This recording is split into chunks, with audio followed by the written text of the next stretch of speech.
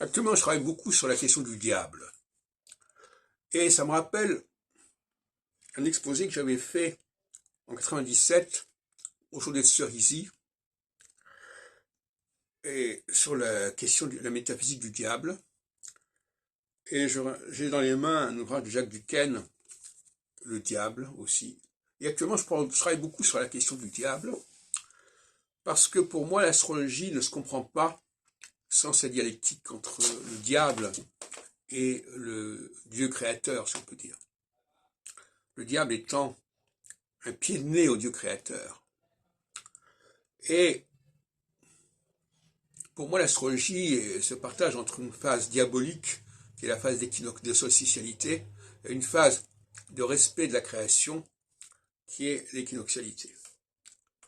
Alors, je vais revenir sur un terme qui figure dans l'Apocalypse de Jean, la synagogue de Satan. Et j'ai lu un certain nombre de commentaires sur cette expression, et on nous dit toujours que la synagogue de Satan vise les faux juifs. Les faux juifs. Voilà, question de savoir qui sont les faux juifs. Est-ce que les faux juifs, ce sont des juifs, des judéens qui ne sont pas passés au christianisme,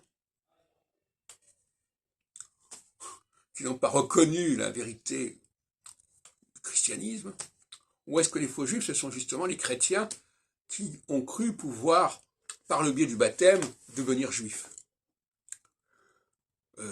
Toute la question est là. Et comme ces textes de la Bible sont très ambigus, je parle d'anthologie, c'est-à-dire qu'ils développent des positions qui parfois sont contradictoires d'un document à un autre, on peut se poser la question.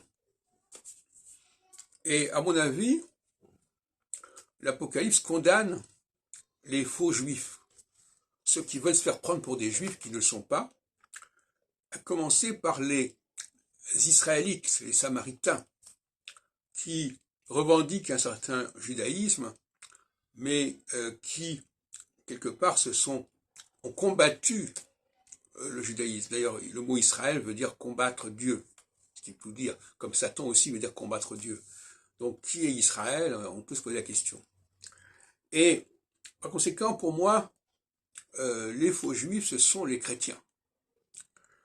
Ce sont ceux, d'ailleurs on le lit dans l'Épître aux Hébreux, ceux qui pensent que par le biais du baptême, ils vont devenir juifs.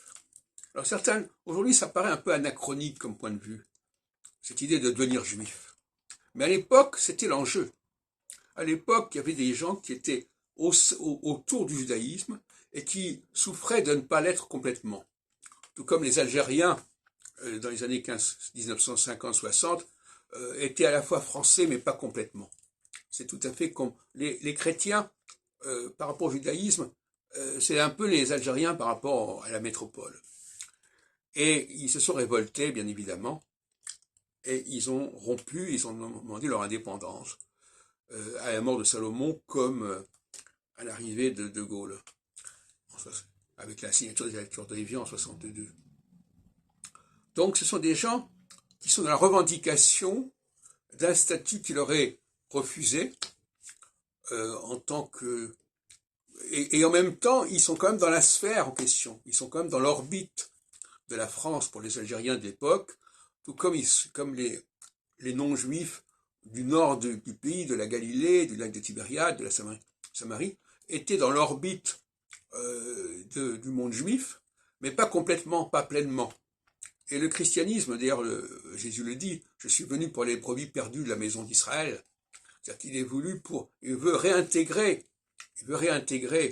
les chrétiens, enfin pas les chrétiens, mais enfin par le biais de christianisme, il veut les réintégrer en développant un nouveau judaïsme. Il pense qu'il va pouvoir intégrer dans un même ensemble les juifs de souche et les juifs qui sont un petit peu d'adoption, si on peut dire.